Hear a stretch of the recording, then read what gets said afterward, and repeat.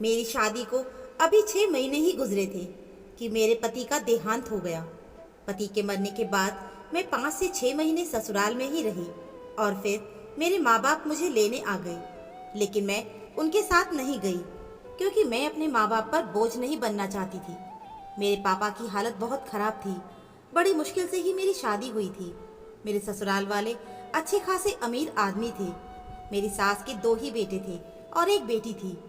मेरी सास का छोटा बेटा मेरे पति से 2 साल छोटा था। मेरे पति के मरने के बाद मैं चाहती थी कि मेरी सास मेरी शादी मेरे देवर से कर दे, इसलिए मैं उनका दिल जीतने की बहुत कोशिश करती थी। मैं घर का सारा काम खुद ही करती थी और रात को सोने से पहले अपनी सास के पैर भी दबाया करती थी। मुझसे जितना बन पड़ता था उतना मैं करती थी। मैं उनकी दिन रात सेवा करती थी और उन्हें शिकायत का मौका नहीं देती थी क्योंकि मैं चाहती थी कि वो मुझे एक बार फिर से अपनी बहू बना ले।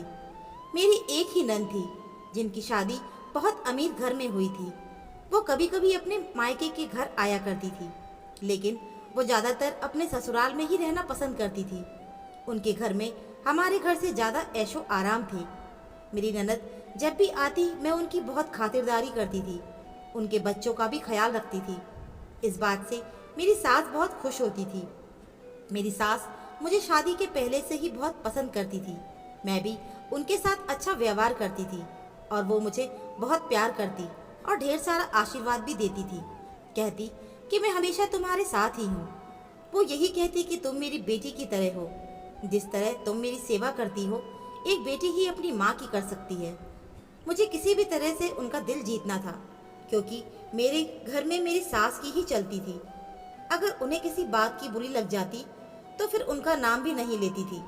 लेकिन मेरी सास मुझसे बहुत खुश थी, इसलिए मुझे विश्वास था कि वो मेरी शादी मेरे देवर के साथ ज़रूर कर देगी। मेरा देवर अमेरिका में डॉक्टर की पढ़ाई कर रहा था। उसके आने में सिर्फ 4 महीने ही रह गए थे। मैं दिल ही दिल में बहुत खुश हो रही थी। सोच रही थी कि ये घर फिर से अब मेरा हो जाएगा। मैं इस घर की मालकिन बन जाऊंगी। मैं इस घर को गंवाना नहीं चाहती थी क्योंकि मैंने बहुत गरीबी देखी थी, ससुराल आकर ऐसो आराम देखा था। इसलिए मैं इस घर को छोड़ना नहीं चाहती थी। ये लोग खानदानी अमीर थे और मेरा देवर भी बहुत स्मार्ट था। अगर मैं अपने मायके चली जाती तो ये सब मेरे हाथ से चला जाता और मैं अकेली रह जाती। इसलिए मैं जी जान से कोशिश में लगी थी कि मैं इस घर की बहू बन जाऊं। वैसे मैंने भी क्या किस्मत पाई थी कि गरीब होकर भी मेरी शादी एक अमीर घर में हुई। लेकिन ये खुशी सिर्फ कुछ ही दिनों की थी और मैं 6 महीने में ही विधवा हो गई। मैं अब यही चाहती थी कि मैं फिर से दुल्हन बनकर इस घर में ही रह जाऊं और ये तभी हो सकता है जब मेरा देवर मुझसे शादी करेगा। मेरी सास अपने छोटे बेटे की हर बात मानती थी और हर सलाह मशवरा भी वो उससे ही लेती थी। मेरे पति बचपन से ही बीमार रहते थे। बचपन की कमजोरी जवानी तक नहीं निकली। वो बहुत दुबले पतले थे और सांवले रंग के भी थे। तभी तो मुझ जैसी गरीब लड़की की शादी इतने अमीर घर में हो गई थी। मैं अपने पति से बहुत प्यार करती थी, लेकिन वो मुझे छोड़कर इस दुनिया से चले गए। हम भले ही गरीब लोग थे, लेकिन अगर मेरे पापा को पता चल जाता कि मेरे पति बचपन से ही बीमार रहते थे तो वो मेरी शादी कभी ना करते। मेरे पति के मरने के बाद मैं 1 साल तक अपनी सास और नंद की सेवा करती रही। लेकिन मुझे उस दिन बहुत दुख हुआ था जिस दिन मेरी सास ने कहा कि मैं अपने छोटे बेटे की शादी करवाना चाहती हूँ। मैं उसके लिए लड़की ढूंढ रही हूँ। मैं दिल में यही सोचने लगी कि मैं दिन रात इनकी आगे पीछे नौकरानी बनी फिरती, उनकी सेवा में लगी रहती थी कि शायद वो मेरी शादी देवर से करा दें। लेकिन ऐसा कुछ होता दिखाई नहीं दे रहा था। मेरी सारी मेहनत पर पानी फिर गया। मेरी सास देवर के लिए लड़की ढूंढ रही थी, जबकि मैं घर में ही पड़ी हूँ। मुझे अपनी बहू बनाने की बजाय दूसरी लड़की को ढूंढ रही हैं। मैं ऐसा हरगिज नहीं होने देना चाहती थी। एक दिन मैं और सास एक पहुंचे हुए बाबा के पास गए। मेरी सास हर शनिवार को बाबा के पास जाया करती थी। एक दिन जब हम वहां पहुंचे तो एक नौजवान लड़की भिखारियों की लाइन में बैठी हुई थी। वो अंधी थी, इसलिए शायद मेरी सास को उसके ऊपर दया आ गई और वो उसके साथ जाकर बैठ गई और उससे बातें करने लगी। उससे पूछ रही थी कि तुम्हारे साथ कोई हादसा हुआ है क्या? तुम यहाँ कैसे हो? मैं तो मेरी सास को उस अंधी भिखारिन के साथ देखकर हैरान थी। आखिर मेरी सास उसे कैसे जानती थी और मेरी सास उस लड़की से माफ़ी भी मांग रही थी। उससे कहने लगी, बेटी मुझे माफ़ कर दो, मेरे साथ घर चलो। लेकिन वो लड़की बहुत गुस्से में थी। वो बोली, मुझे आपके साथ हरगिज नहीं जाना। उसने कहा कि मेरे साथ जो कुछ भी हुआ है आपकी वजह से ही तो हुआ है। अब मेरी सास रो रो कर उससे माफ़ी मांगने लगी और कहने लगी कि जैसा तुम चाहती हो मैं वैसा ही करूँगी। मेरी सास उस भिखारी लड़की को अपने साथ घर लेकर आ गई। जब मैंने अपनी सास से पूछा कि आप उस लड़की को घर पर क्यों लेकर आई हो, तो मेरी सास ने सिर्फ मुझे इतना ही कहा कि मैं उस लड़की की शादी अपने बेटे से करवाऊंगी। सास की ये बात सुनकर मेरे पैरों तले जमीन निकल गई, क्योंकि मैंने इतने सपने जो देखे थे वो सब के सब बेकार हो गए। मेरी सास ने इतना कहकर मुझे चुप करा दिया था। वो मुझे इशारा कर रही थी कि अब कुछ और मत पूछना। मुझे हैरत तो इस बात की थी कि एक अंधी भिखारिन लड़की की शादी अपने डॉक्टर बेटे के साथ कैसे करवा सकती है। मुझे तो ये पता था कि मेरा देवर इस लड़की को देखते ही मना कर देगा, क्योंकि वो अमेरिका में पढ़ा लिखा है, तो एक भिखारिन लड़की से शादी क्यों करेगा। वो लड़की अब हमारे घर में ही रह रही थी। मेरी सास शादी की तैयारियों में लग गई थी। मेरा देवर भी आ गया था। मेरी सास ने उसे भी बता दिया था शादी के बारे में। मेरा देवर भी खुशी खुशी मान गया। मेरी सास ने उस लड़की को एक अलग कमरे में रखा था। वो किसी से ज़्यादा बात नहीं करती थी। मेरी सास उसे कमरे में ही खाना भेज देती थी। मैं हैरत में थी कि विपिन मेरा देवर इस शादी के लिए कैसे मान गया। भला एक अंधी लड़की से शादी कैसे कर सकता है। फिर मैंने सोचा कि हो सकता है मेरी सास ने मेरे देवर को ये बात बताई ही ना हो कि वो लड़की कौन है। मैं अपने देवर को ये बात ज़रूर बताऊंगी कि उसकी शादी उसकी माँ ने एक अंधी लड़की से तय की है।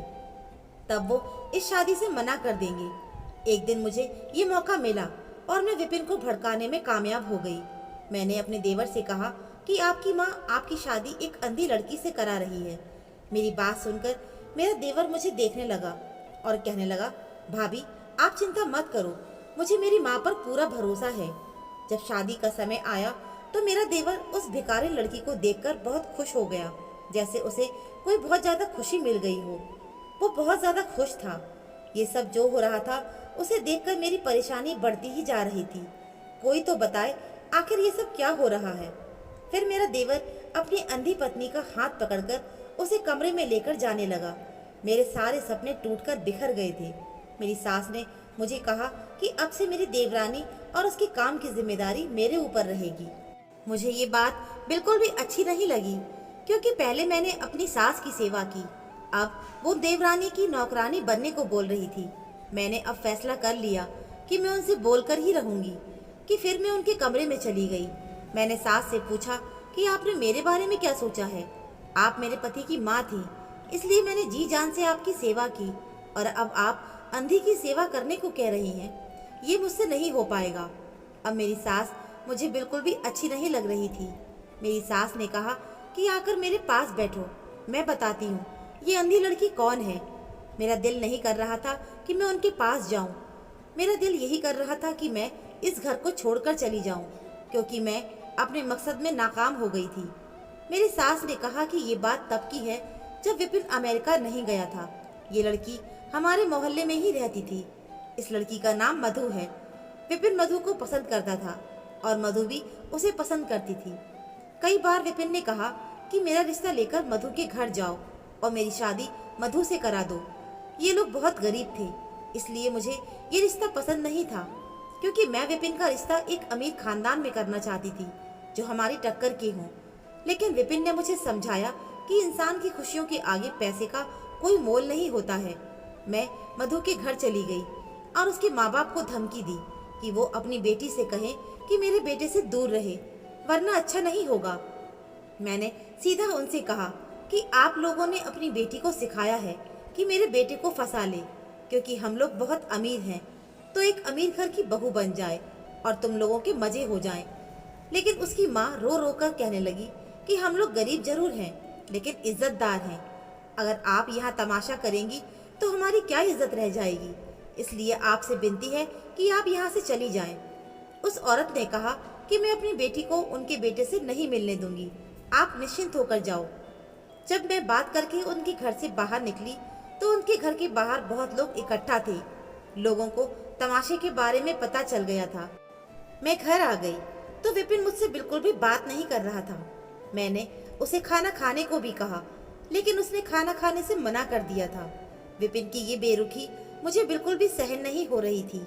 ये सब इसी वजह से हो रहा था क्योंकि उस लड़की ने विपिन को फोन करके सब कुछ बता दिया था। मेरा बेटा आज्ञाकारी बेटा था, लेकिन अब वो मुझसे बात नहीं करता था। ऐसा लग रहा था कि उसे पागलपन का दौरा पड़ जाएगा। उसने अपने आप को एक कमरे में बंद कर लिया था। मैंने उसे बहुत आवाज लगाई, लेकिन उसने दरवाजा नहीं खोला। वो बीमार सा रहने लगा था। उसकी ऐसी हालत देखी नहीं जा रही थी। मैं कैसे भी करके उस लड़की मधु और उसके परिवार को इस शहर से बाहर निकाल देना चाहती थी, क्योंकि मैं अपने बेटे को खोना नहीं चाहती थी। मेरा बेटा घर से बाहर जाने लगा तो मैंने पूछा कि कहाँ जा रहे हो, तो कहने लगा मैं मधु से मिलने जा रहा हूँ। मैंने उसे बहुत रोका और कहा कि मैं तुम्हारी शादी उस गरीब लड़की से हरगिज नहीं कराऊंगी। उस लड़की की नज़र सिर्फ मेरी दौलत पर है, जो तुम्हें नजर नहीं आ रही। मेरी बात सुनकर विपिन घर से बाहर चला गया।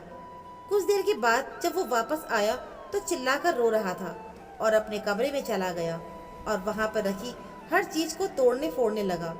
मुझे ऐसा लगता था कि अगर वो लोग यहाँ से दूर चले जाएंगे तो विपिन का संपर्क खत्म हो जाएगा और वो उस लड़की को भूल जाएगा। मैं उस लड़की के घर चली गई और उसके माँ बाप से कहा कि आप लोग यहाँ से चले जाइए, जितना पैसा चाहिए मैं दे दूंगी। तभी कमरे से मधु बाहर आ गई और कहने लगी, आप बेफिक्र हो जाओ, मैं आपके बेटे से नहीं मिलूंगी। आज भी वो मुझसे मिलने आया था, लेकिन मैंने उसे वापस भेज दिया। हमें आपके पैसे नहीं चाहिए। हम आज रात ही ये शहर छोड़कर चले जाते हैं। अब आप अपने बेटे को समझाओ कि वो मेरा पीछा छोड़ दे। उसने मुझसे कहा कि मुझे आपके पैसों की कोई जरूरत नहीं है। मैंने उससे अकड़ कर कहा कि मुझे ज्यादा समझाने की जरूरत नहीं है, बस तुम लोग यहाँ से चले जाओ। जब मैं घर आई तो विपिन की हालत बिगड़ चुकी थी, क्योंकि उसने खाना पीना सब कुछ छोड़ दिया था। मुझे लगा बस कुछ दिनों की बात है, बाद में सब कुछ ठीक हो जाएगा, लेकिन ऐसा नहीं हुआ। विपिन अपनी जिद पर अड़ा रहा और बेहोशी की हालत में भी मधु का नाम ही ले रहा था। बाद में मुझे पछतावा हुआ कि अगर मधु की शादी विपिन से कर देती तो मेरे बेटे की ये हालत ना होती। कुछ ही दिनों में मेरा बेटा अस्पताल में भर्ती हो गया। वो बस एक ही बात करता था कि मधु के बगैर मर जाऊंगा। अपने बेटे की हालत देखते हुए मैंने उनसे झूठ कहा कि मैं उसकी शादी मधु से करवा दूंगी। मेरा बेटा ये बात सुनकर बहुत खुश हो गया और जल्दी जल्दी ठीक होने लगा। उसे क्या पता था कि मैंने मधु और उसके परिवार वालों को इस शहर से ही बाहर निकलवा दिया है। मेरा बेटा ठीक होते ही मधु से मिलने चला गया, लेकिन फिर मायूस होकर घर वापस आ गया और मुझसे कहने लगा कि माँ, आप तो शादी के लिए मान गई, लेकिन अब मधु और उसका परिवार पता नहीं कहाँ चला गया। मैंने आसपास में भी पूछा, लेकिन किसी को कुछ नहीं पता। मुझे भी नहीं पता था कि वो लोग किस शहर में गए हैं। मेरा बेटा ये बात समझ गया कि अब मधु मुझे नहीं मिल पाएगी। फिर वो कुछ दिनों में विदेश चला गया अपनी पढ़ाई पूरी करने के लिए। इधर मैंने मधु की तलाश जारी रखी, क्योंकि अगर आज मैंने मधु को अपनी बहू बनाया होता तो मेरा बेटा मेरे साथ होता, मुझे छोड़कर कहीं नहीं जाता। मैंने मधु के रिश्तेदारों को भी बोला कि अगर कहीं वो लोग मिले तो मुझे बताएं, लेकिन उन लोगों को कुछ नहीं पता था। फिर मैं हर शनिवार बाबा के पास जाने लगी। अपने किए पर बहुत पछतावा था मुझे। फिर भगवान ने मेरी सुन ली और मुझे मधु मिल गई। वो वहीं बैठकर भीख मांगा करती थी। उसकी जिम्मेदार मैं ही थी, क्योंकि जब मैंने मधु से पूछा तो कहने लगे कि जब वो सब यहाँ से निकले थे तब उनका रास्ते में एक्सीडेंट हो गया था और मधु ने अपने माँ बाप को खो दिया और मधु को भी चोटें आई, जिससे उसकी दोनों आंखें चली गईं। मैंने सोचा कि जिसमें मेरे बेटे की खुशी है अब मैं वही करूंगी, इसलिए मैं मधु को अपनी बहू बनाने के लिए घर लेकर आई। और हाँ, मुझे पता है तुम्हारे मन में क्या है। जिस तरह से तुमने मेरी सेवा की है, मैंने सोचा था कि तुम्हारी शादी मैं विपिन से करवा दूंगी, लेकिन विपिन की खुशी मधु में थी, इसलिए मैं विपिन से तुम्हारी शादी नहीं कर सकी। और तुम कहोगी तो मैं तुम्हारा रिश्ता दोबारा जरूर करवा दूंगी, वो भी बड़े और अमीर घर में। मैंने तुम्हें अपनी बेटी समझा है, मैं तुम्हें बहुत प्यार करती हूँ।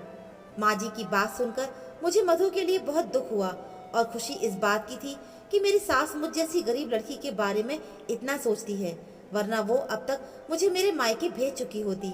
मैं अब खुशी खुशी अपनी सास की सेवा में लग गई और मधु की देखभाल की जिम्मेदारी भी अपने ऊपर ले ली थी, क्योंकि अब मैं उसे अपनी छोटी बहन मान चुकी थी। तो दोस्तों, ये थी आज की कहानी। उम्मीद है आपको कहानी ज़रूर पसंद आई होगी। पसंद आई हो तो प्लीज़ वीडियो को लाइक शेयर करना ना भूलें। तो मिलते हैं फिर एक नई कहानी के साथ। कहानी सुनने के लिए आपका बहुत बहुत धन्यवाद।